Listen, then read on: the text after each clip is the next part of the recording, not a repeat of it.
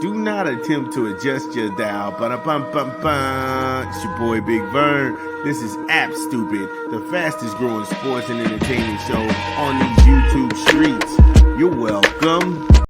It's your boy Big Vern. Thank you for rocking with us. If you're just now joining us for the first time, please hit the like and subscribe button. Also, share the content. We talked about Tyler Shaw. He's blowing minds of the NFL scouts. Find out what we went through and talked about that. Then also, the first segment, Nikola Jokic. Is he a rat or a snake? We broke that down from news that we deciphered out of The Athletic. Now we're going to go ahead and pivot to the world of college football because Nico Lamaleava seems like him and the administration of Tennessee have hit a crossroads over his contract and these NILs. We'll get deeper into it in the weeds, but we got to come to our rap break. We'll talk about it on the other side of the content. It's your boy Big Vern. Give me a beat. Boom, ba-dum, dicky, boom, boom, boom. It's your boy Big Vern coming to you live from the App Stupid Studio. We rocking another rap album, Onyx, Lower East Side, in stores now. Get it where you legally consume music, whether it be Apple Music, Google Play, or Spotify. Personal favorites on the track, Black Skinheads, that's crazy, that's crazy. Tear shit up, Rock Box, Over Petty Shit, and New York What Up. Yeah, Onyx, Lower East Side, in stores now. Yo, shout out to Onyx. We got trouble in Rocky Top, people. Make sure y'all go get that Onyx album. So, Tennessee star quarterback Nico Lamaleava, him and Tennessee was at odds, and we were following this story as it was developing, as it was breaking yesterday. So a lot of this content, because it's dropping today, I have so much I got to get out. But contract negotiations, they had hit a snag. Now, what's interesting, to put it mildly, is that in the era of college athletics, these kids are renegotiating and triple renegotiating their contracts. This is the first ever on the landscape. So forget the Rubicon. We're way past that. This is uncharted territory. Now, a lot of people may not know, or they may be naive, but Nico Lamaleava signed a 4-year deal for $8 million. This dude was making $2 million a year at the University of Tennessee, and he wanted to renegotiate that contract. I'm sorry, sir. I haven't seen why we need to do that. Honestly, looking at Nico Lamaleava and everything that he was supposed to go ahead and be, he's underperformed. And that's me being kind. Because they showed up at Ohio State and they got cooked. They got cooked. But it's problematic nonetheless because the portal opens this week. From April the 16th to April the 25th, the transfer portal is open. Now, when I heard this, I said to myself, maybe there's a team that's tampering with Nico right now, because there's no way that you have a guy making $2 million a year in college. He's making $2 million. He wouldn't get antsy and become standoffish if someone said they was going to pay him more. That's when he would start a fight for no reason, and then he would find himself in the portal. It's almost like when guys are cheating on their girlfriends or their wives, they'll start a fight just to get thrown out so they can go see their mistress.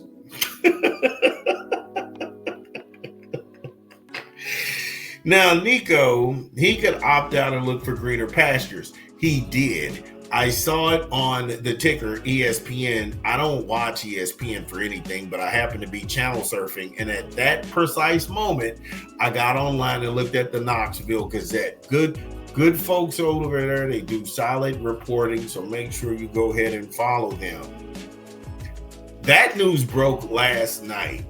The only reason it didn't go public is because Josh Heupel, he wanted to approach the media first before he let it out the bag that they're moving on from Nico Lamaleava. And again, with Nico Lamaleava, I'm not going to hold you. Tennessee was always going to be in the national picture. They was always going to be in that SEC championship conversation. They were also going to be in that college playoff system. That was the conversation around them. They made it, even though they got slaughtered by Ohio State. Tennessee was in those conversations. And now, life without Nico, where do you go?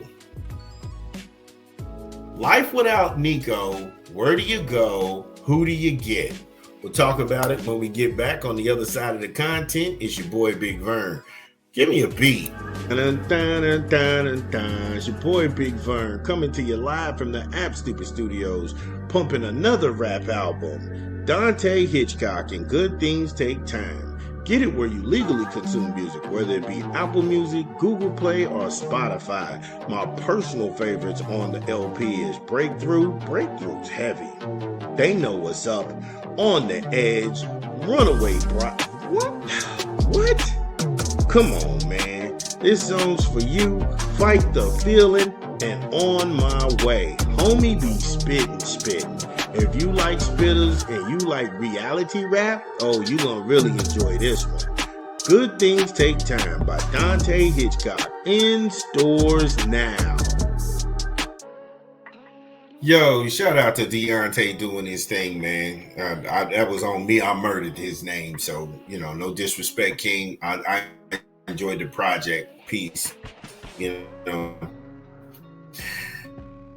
But when we last left off on the other side of the content, we were looking at life without Nico Lamaleava for the Tennessee faithful. If you all remember, Faison Brandon, he is the freshman phenom. This dude he's out of South Carolina, might I add.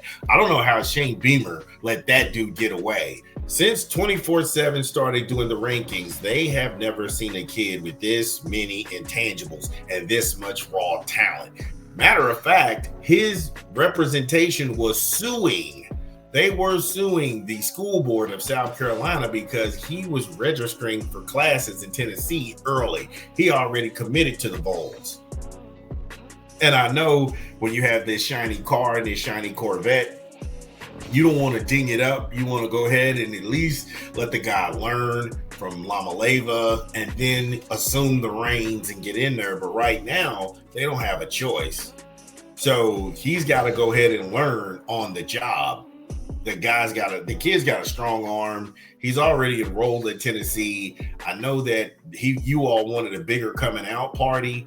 Hey, look, it's all going to be on display anyway. It's all going to be out there for the world to see anyway. And this just got handled poorly. When you swing back around and spin the block for Nico Lamaleava, this thing just got handled poorly. It got messy, like 49er messy. Because no matter who is involved in the contract negotiations, Nico's daddy, Nicholas, runs the show. And it might be a situation like DJ Khaled where you played yourself. Congratulations, you played yourself. Because in college football, I'm sad to say this, but you only as good as your last game. And if your last game, you got trampled, beat up, and choked out by Ohio State, I don't think anybody's going to pay you more than $2 million. I could be wrong, but $8 million seems like more than enough compensation for everything. I don't even know what would possess you all to think that you could go to the well like this. And it doesn't help when you get on social media. Again, these things don't need to take place in the public square or the public forum. If you get on social media blasting out the administration and talking about people behind the scenes, now any football program is just like, wait a minute, where there's smoke, there's fire. And this happened to be a full-on fire. And now you got a situation where Hupel has to go ahead and gather the troops, and you got to go ahead and rush the maturation process of Faison Brandon. You also can't hold spring practice until after the portal closes because you don't want guys to get poached. So, hey, look, you got to push things back a week. But do I think Tennessee is going to fall and falter? No. Go and look at the schedule. If you look at the schedule right now for the Tennessee Volunteers, they play Syracuse. I don't know why. Syracuse is an ACC team that's struggling, but it's a name. Then they play East Tennessee State. You have Georgia. That's a solid game. UAB, that's a gimmick school. They always get a coach someone forgets about. The coach has a winning season, and then he bails for a Power 5 conference. Mississippi State, not a real game. Arkansas, they can beat Petrino, but it'll be something. Alabama, that's a real game. Kentucky, Marky Mark and a dummy bunch. They'll have to figure it out. Oklahoma is a live dog. I will say this. Oklahoma is a live dog. New Mexico State, I don't know why. Then you have Florida. Then you've got the battle for Tennessee. You've got Vandy. That's at the end of the year. That's Knoxville versus Nashville. Other than that, that's not a real hard schedule. There's no Texas. There's no Missouri. There's no A&M. There's no Auburn. There's no Ole Miss. And those are games that you need, because if you take the football gods at their face value and what they said, if you lost early to a good team, it won't affect you late. Their out-of-conference schedule is a shy up from pitiful and pathetic. And their in-conference schedule is pitiful and pathetic. You don't have any real heavy hitters, and you really duck the smoke with a lot of good up-and-coming teams. So if you're playing the bottom dwellers and you happen to pick off a good team in the middle of that, they can find themselves in the SEC championship game with one of the lightest schedules in the country. But again, not going to go ahead and jump the ship. This is pretty bad. If you're a Vols fan, you got to get in here. You got to talk to me. Knoxville, Rocky Top, let me know. It's your boy, Big Vern. Again, if you are listening to this pod, get in the comments. Let us know, did we get it right? What did we leave out? This is Big Vern. We talk back. We'll be back. Top of the hour. This is your